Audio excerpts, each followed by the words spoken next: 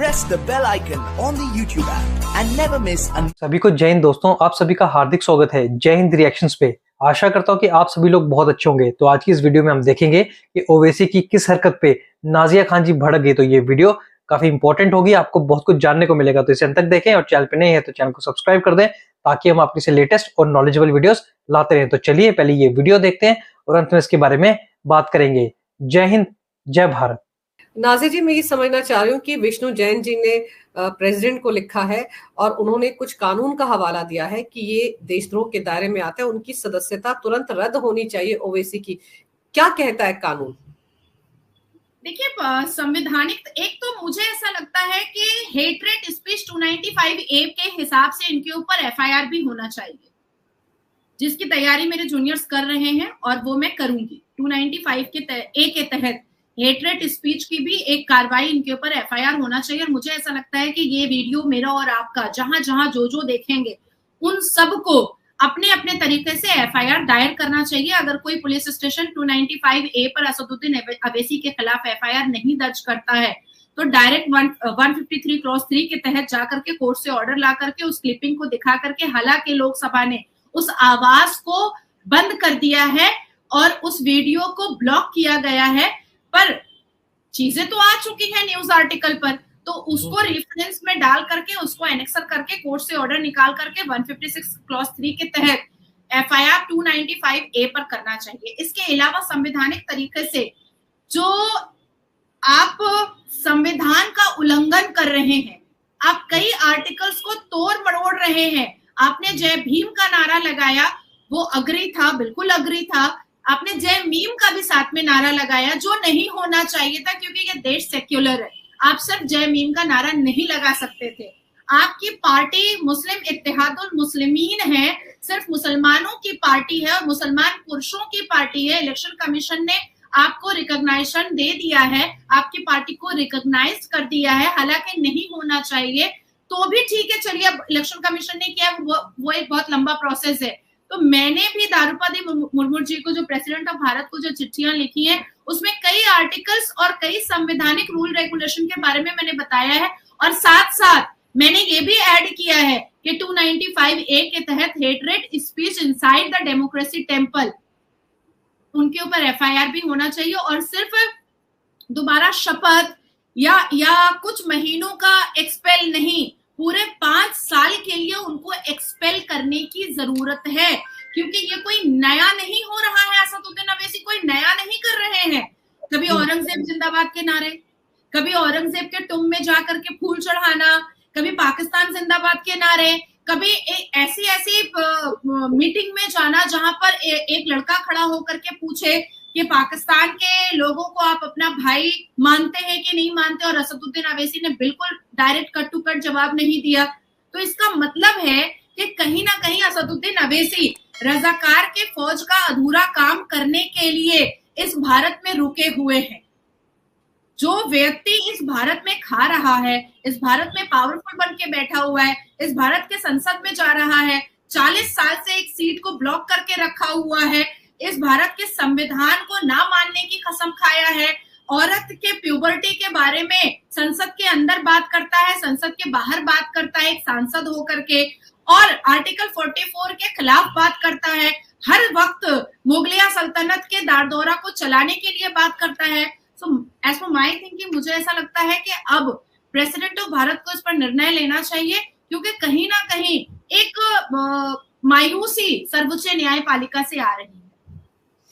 और एक चीज और, आपको याद होगा कि जब ये कॉन्फ्लिक्ट हुआ था इजराइल और फिलिस्तीन के बीच में, उस वक्त कम से कम उत्तर प्रदेश में जिन जिन लोगों ने हमास के पक्ष में नारेबाजी की थी, अलीगढ़ मुस्लिम यूनिवर्सिटी में भी कुछ छात्र सड़कों पर उतरे थे, उन सबकी तो अच्छे तरीके से नकेल कसती थी योगी सरकार ने, सबके सब चुप हो गए थे। केरल में हमने तमाशा जरूर देखा था कि वहां पर ऑनलाइन हमास के एक पूर्व नेता को भाषण देने के लिए आमंत्रित किया गया था, उस मामले में कोई कार्रवाई नहीं हुई। तो इस तरीके से संसद के अंदर खड़े होकर जय फिलिस्तीन बोलने के बाद क्या लगता था ओवैसी को कि वो एक जमात को खुश कर देंगे? नहीं, वो सिर्फ एक जमात को खुश नहीं करना चाहते हैं। उनके भीतर जैसे मैं और आप बहुत भावुक हो जाते हैं संविधान को लेकर के, इस भारत राष्ट्र को लेकर के। जैसे ही पीओके लेने की बात होती है हम लोग बहुत खुश हो जाते हैं कि अरे अखंड भारत दोबारा होगा। आर्टिकल 370 हटा तो हम लोग भीतर से खुश हुए, अंदरूनी खुशी जो है वो दिख रही थी। राम मंदिर की प्राण प्रतिष्ठा हुई तो हमें अंदरूनी खुशी दिख रही थी। जब सर्वोच्च न्यायपालिका से राम मंदिर के पक्ष में जजमेंट आया तो एक अंदरूनी खुशी हो रही थी। उसी तरीके से रजाकार जो अधूरा काम छोड़ करके मर गया, उस काम को पूरा करने के लिए और कई राज्यों को तोड़ करके फिर से इस्लामिक कंट्री बनाने के लिए भारत से एक कई राज्यों को तोड़ करके इस्लामिक कंट्री बनाने का जो सपना कुछ सीएम का भी है, उसमें कांग्रेस भी है, उसमें असदुद्दीन अवैसी की भी अहम भूमिका है। तो ये अपनी स्ट्रैटेजी पे चल रहे हैं। ये मुसलमानों को खुश करने का काम नहीं कर रहे हैं। मुसलमानों को खुश करना होता तो उनको पढ़ाई लिखाई करवा करके, उनको शिक्षित करवा करके उनको कैपेबल बनाते, लेकिन नहीं। आप हैदराबाद तो मैं खुद होकर के आई हूँ, वहां के मुसलमान तो भिखमंगे हैं। वहां की औरतें तो उनको तो ये भी नहीं पता है कि इस्लाम क्या बोल रहा है, उनको तो अरबी पढ़ना नहीं आता है। कई मुसलमान औरतों को, महिलाओं को, ये मुसलमान महिलाओं से नफरत करते हैं। असदुद्दीन अवैसी की पार्टी मुसलमान महिलाओं से नफरत करती है, हिंदुओं से नफरत करती है। अच्छा चलिए, हिंदू से नफरत करती है क्योंकि असदुद्दीन अवैसी का इस्लाम कहता है कि हिंदू काफिर है, उससे नफरत करना है, उसको मारना काटना है। लेकिन मुसलमान महिलाएं, वो तो कलमा शरीफ है, उससे भी तो नफरत है।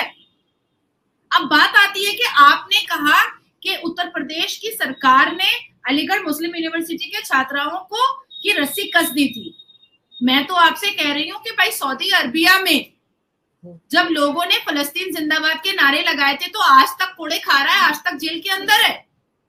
हमारे भारत का कानून इतना कमजोर क्यों है? जब सऊदी अरबिया का कानून ऐसा है कि आप फिलिस्तीन जो मुस्लिम कंट्री, सऊदी अरबिया जो मुस्लिम कंट्री, और फिलिस्तीन के जय जयकार के नारे लगाने पर सऊदी अरबिया ने कोड़े बरसाए, आज तक जेल में रखा हुआ है, आज तक कोड़े बरस रहे हैं, आज तक उसको एक टाइम खाना मिल रहा है।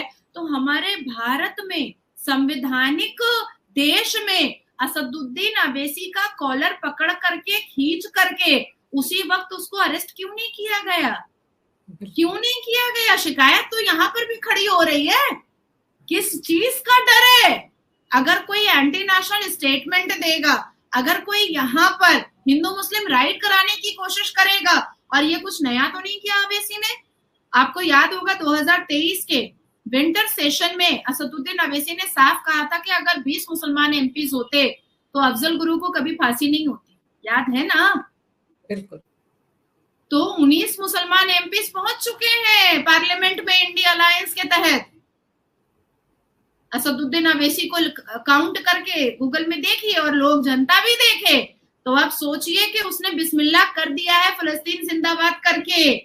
और अब वो क्या क्या करने वाला है पार्लियामेंट के अंदर पूरे 5 साल, इसका भी अंदेशा बहुत परिणाम बहुत बुरा आने वाला है। अगर एनडीए की सरकार, सर्वोच्च न्यायपालिका और राष्ट्र की। तो आशा करता हूँ कि वीडियो को आपने अंत तक देखा होगा और अंजू पंकज और नाजिया खान जी का ये पूरा डिस्कशन आपको काफी पसंद आया होगा और इस वीडियो में आपको बहुत कुछ जानने को मिला होगा, जहां पे आपने देखा नाजिया खान जी क्यों ओवैसी पे भड़क गई। वो ओवैसी जो कुछ समय पहले ये कहा करता था कि इस्लाम के हिसाब से कोई भी तरीके का जयकारा लगाना तो उनके मजहब के हिसाब से जायज नहीं है। पर बात जब फिलिस्तीन की आई, हमने देखा कि ओवैसी ने संसद में खड़े होकर जय फिलिस्तीन का नारा लगाया, जो कि एक एंटी नेशनल स्टेटमेंट है और इसके तहत ओवैसी के ऊपर कार्रवाई भी होनी चाहिए और उसकी जो सदस्यता है वो रद्द भी होनी चाहिए। तो इसके बारे में आपके क्या विचार है? आप अपने विचार हमें कमेंट सेक्शन में लिखकर जरूर बताएं और एक बार फिर चैनल पर नए हैं तो चैनल को सब्सक्राइब कर दें ताकि हम आपके लिए लेटेस्ट, इंटरेस्टिंग और दमदार वीडियोस लाते रहें। तो चलिए फिर मिलेंगे ऐसी किसी जबरदस्त वीडियो में, तब तक अपना ध्यान रखिए। जय हिंद, जय भारत।